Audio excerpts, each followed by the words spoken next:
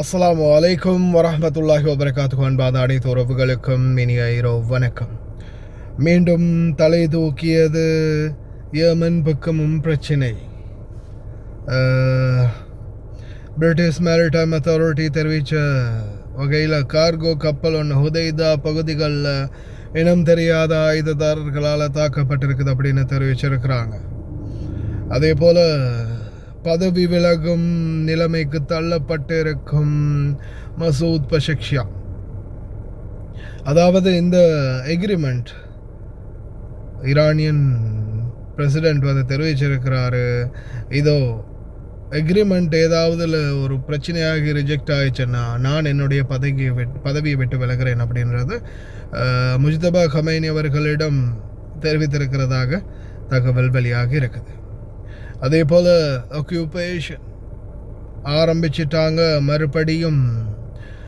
Khan Younis south காசா பகுதிகளில் நில ஆக்கிரமிப்பு மற்றும் கட்டிடங்களை இடிக்கிறது, அந்த வேலையை மறுபடியும் ஆரம்பிச்சிருக்கிறாங்க.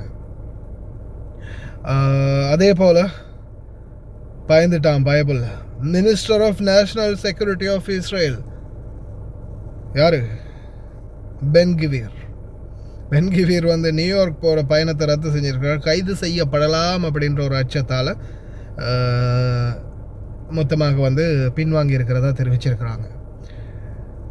அன்ஸ்டேபிள் செக்யூரிட்டி, ஒரு நிலையற்ற பாதுகாப்பு இல்லாத ஒரு நிலைமையை மாற்றி இருக்குது. இரண்டு பக்கம், அதாவது பார்த்திங்கன்னா ஒரு பக்கம் ஹொர்மஸ் கடல், இன்னொரு பக்கம்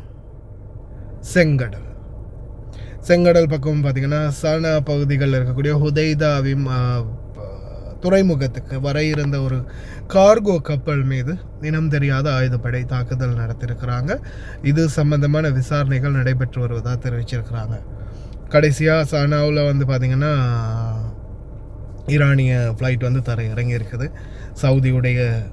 சவுதி வந்து ஒரு அளவுக்கு வேணாம்ப்பா, யுத்தமெல்லாம் வேணாம், நார்மலாகவே போயிடுவோம் அப்படின்னு அவங்களும் ஒரு நிலைப்பாட்டுக்கு வந்திருக்கிறாங்க. வந்ததுக்கு அப்புறமா இந்த யேமன் மற்றும் சவுதி இடையான சலசலப்பு கொஞ்சம் ஓரளவுக்கு அமைதியாகி இருக்குது.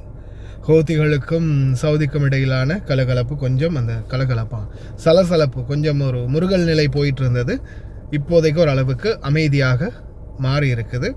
ஆனால் இந்த சூழலில் பார்த்திங்கன்னா இன்னும் ஒரு வாரத்தில் பேச்சுவார்த்தையில் சரியான ஒரு தீர்மானத்தை கொடுக்காத பட்சத்தில் நிச்சயமாக மீண்டும் ஈரான் மிகப்பெரிய பிரச்சனைகளை சந்திக்கலாம் அப்படின்றத அமெரிக்க ஜனாதிபதி டொனால்ட் ட்ரம்ப் எச்சரிச்சிருக்கிறார் மற்றும் வலியுறுத்தியிருக்கிறார். அதே மாதிரி மசூத் பஷக்ஷியான் வந்து டைரக்டாகவே முஜ்தபா கொமைனி அவர்களிடம் தன்னுடைய ராஜினாமா வந்து உறுதி செய்வதாக தெரிவிச்சிருக்கிறாரு. என்ன காரணம்னா, இந்த பேச்சுவார்த்தையில் ஏதாவது ஒரு சிக்கல் ஏற்பட்டால்,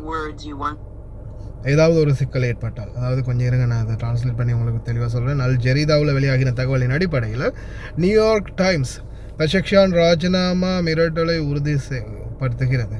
அமெரிக்காவுடனான ஒப்பந்தம் நிராகரிக்கப்பட்டால் தாம் பதவியிலிருந்து விலகுவதாக மசூத் பஷக்ஷியான் முஜ்தபா கமேனியிடம் தெரிவித்திருக்கின்றார். ஒப்பந்தத்தில் கையொப்பம் இடுவதற்கு முன்பு கடற்படை முற்றுகை ஈரானை முடக்கி வருகிறது என்று ஈரான் ஜனாதிபதி ஈரான் உச்ச-தலைவரிடம் தெரிவித்ததும் குறிப்பிடத்தக்கது. நம்மளுடைய கடல் எல்லையை வந்து முழுதாக முடக்கிட்டு வராங்க. இதை வந்து நாம் கட்டுப்பாட்டுக்குள்ளே கொண்டு வரணும்னா ஏதாவது ஒரு நடவடிக்கை இப்போதைக்கு எடுத்து தான் ஆகணும் அப்படின்ற ஒரு நிபந்தனைக்கு கீழே தான் நாங்கள் வந்து இந்த ஒப்பந்தத்துக்கு தயாராக இருக்கிறோம் அப்படின்றத வந்து இவரிடமும், அதாவது உச்ச-தலைவரிடமும் சொல்லிட்டு இதில் வந்து களமிறங்கியதாக தெரிவிச்சிருக்காங்க. ஆனால் இதில் ஏதாவது ஒரு ஃபெயிலியர் ஏற்பட்டால் உடனடியாக இதிலேருந்து மொத்தமாகவே வந்து நான் வந்து பதவி விலகிறேன் அப்படின்றத வந்து மசூத் பஷக்ஷியான் அவர்கள் தெரிவிச்சிருக்கிறாங்க. அந்த தகவல் வந்து இப்போதைக்கு அல் ஜரீதாவில் வந்து வெளியாகி இருக்குது. பார்க்கலாம் என்ன மாதிரியான சூழல் உருவாகுதுன்னு. அதே போல் இப்போதைக்கு தொடர்ந்தும் இஸ்ரேலுடைய இந்த ஆக்கிரமிப்பு எதிர்வரும் காலங்களில் இது மிகவும் மோசமான ஒரு நிலைமையைத்தான் கொண்டு போய் விடும் அப்படின்றது தான் மிகப்பெரிய ஒரு கவலையாக இருக்குது. பொறுத்திருந்து பார்ப்போம் என்னதான் நடக்குதுன்னு. பிரார்த்தனை பண்ணுங்க. அனைத்து சலுகைகளுடனும் நீங்களும் குவைத், துபாய், அபுதாபி போன்ற நாடுகளுக்கு வெளிநாடு செல்ல வேண்டுமா? உங்களுக்கான விடுமுறை மற்றும் போனஸ் அனைத்து சலுகைகளுடனும் விதேசி வெளிநாட்டு வேலை வாய்ப்பு மையம். தொடர்புகளுக்கு இப்போதைய அலையுங்கள் 0742 800800.